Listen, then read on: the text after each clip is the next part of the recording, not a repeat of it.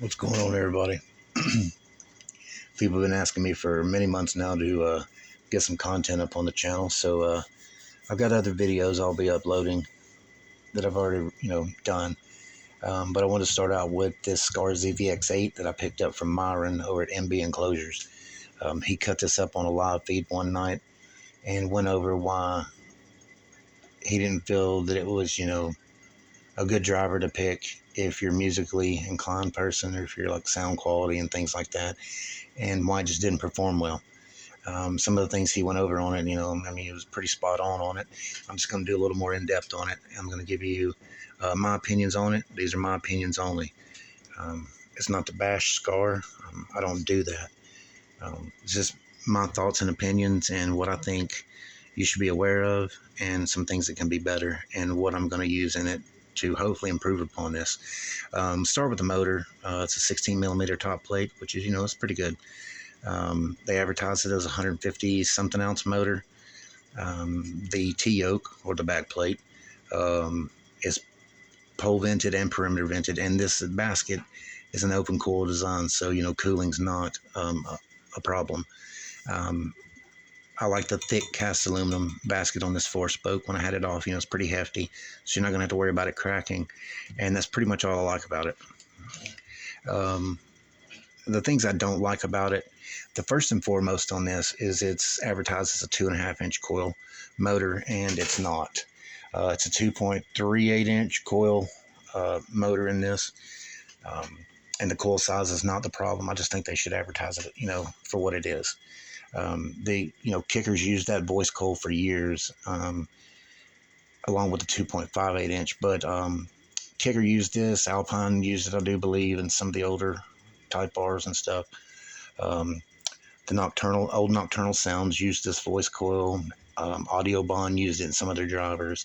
Sound Cubed used it in some of their Street Duties, or the Street Duty line. I forget which versions because I haven't messed with any of their newer stuff. Even the SDR, it says it's I don't know about the 8-inch, but 10-inch and up, they say that that's a 2.5-inch coil, but it's the same. I've got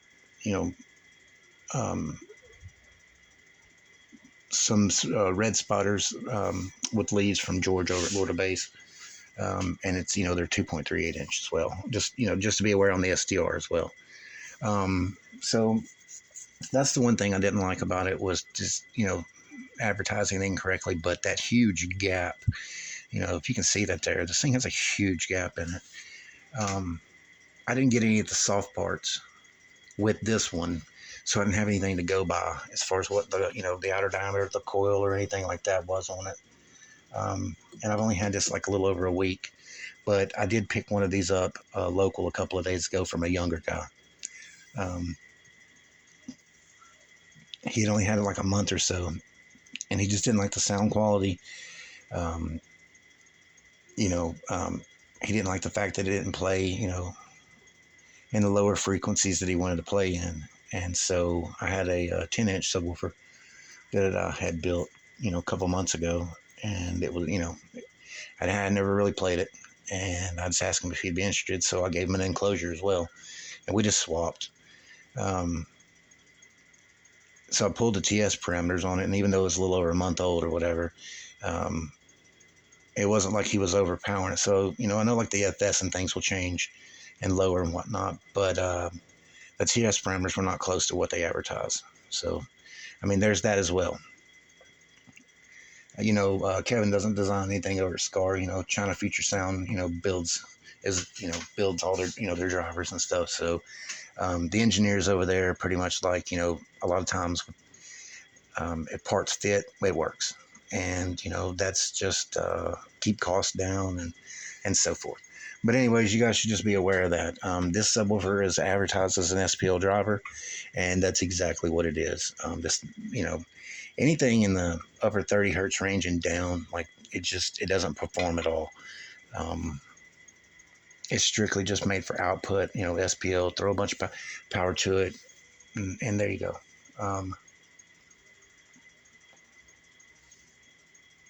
So I took the other one apart so I could get gauge what the coil, how it fit that gap, and it was still pretty sloppy. The stock coil doesn't fill that gap up either.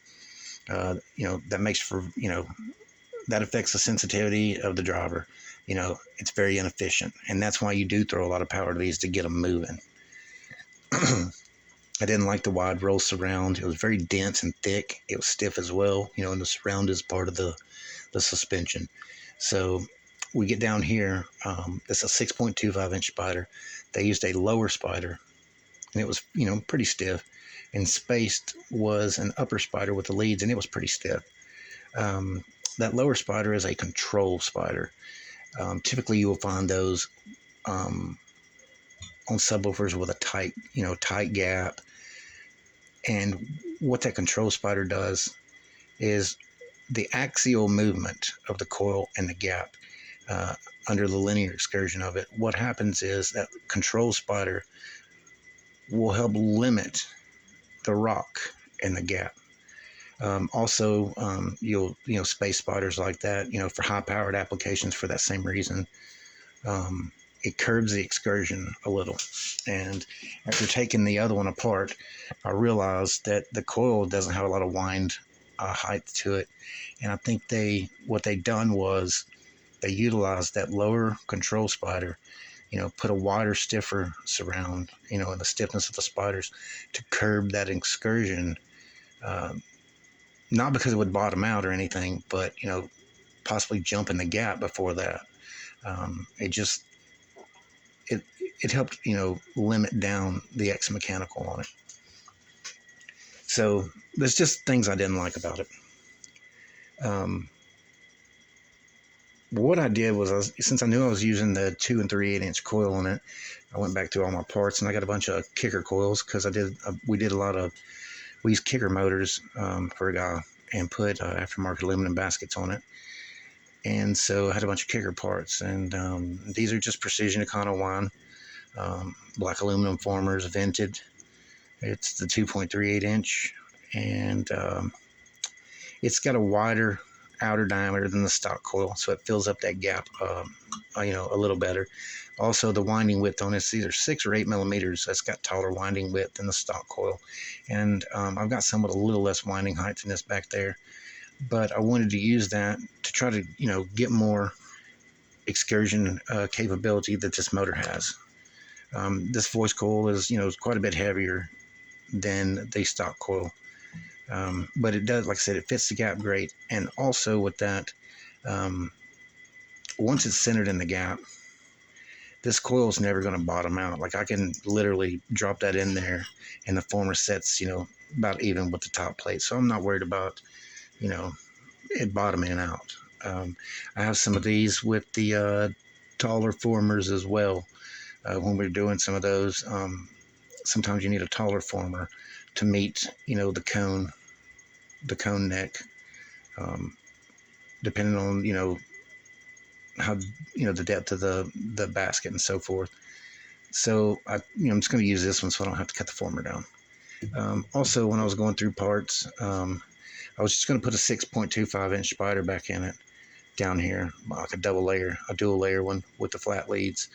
But I went through like several cones back there that I have, 4 or 5 different ones I have, and the cone didn't come down to the spider like I would prefer it. Like, I don't like a lot of exposed former if I don't have to. Sometimes you can't avoid it, but I wanted something, anyways. So I started out, I really wanted to use the ribbed surround. The ribs go all the way through that, and I like the rib surround. It's tall, more of a curved linear roll, because I just don't like wide roll. And the benefits of having the rib surround, it keeps the surround from dimpling and physically distorting, under heavy excursion. But it didn't come down far enough, so the cone depth was an issue, and especially I had to notch it out, so it just made it a little. So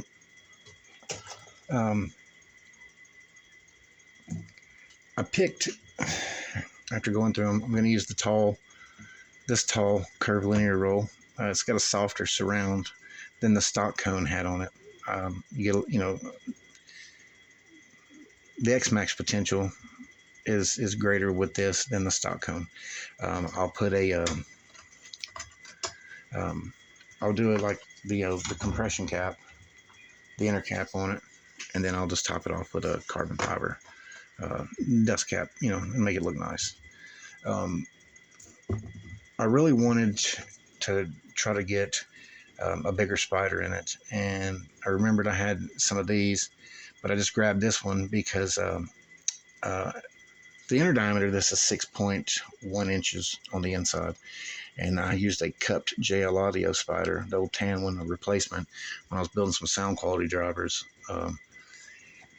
And it went in the on the basket like that, and then no leads, it had floating leads. Well, I just cut that out, and the reason for it is the 6.25 inches down here.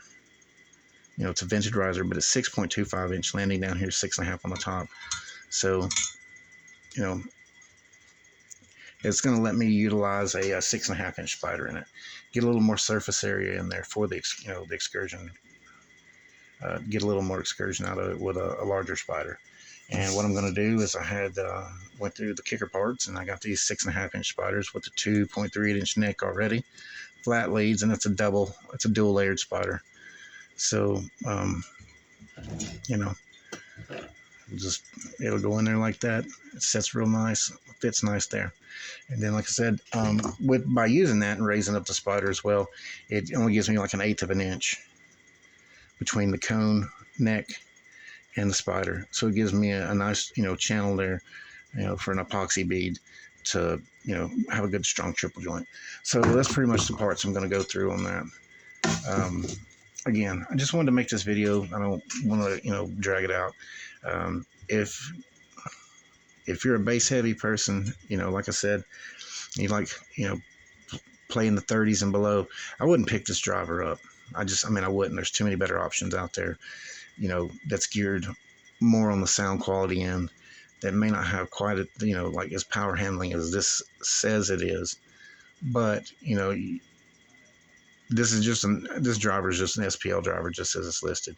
So I'm going to make, I'll have a second part to this. I'm going to finalize the parts I'm going to use for the Recone, and I'll make a video on that, of what you'll need to do a Recone, like the things that I use, that may help you if you've never done one. And if you also with that, some of the processes I use when I do Recones, there's several ways I'll do them, depending on the layout of the driver. But anyways, I just wanted to make this video for you, so if you'll just stay tuned, and I'll see you on the next one.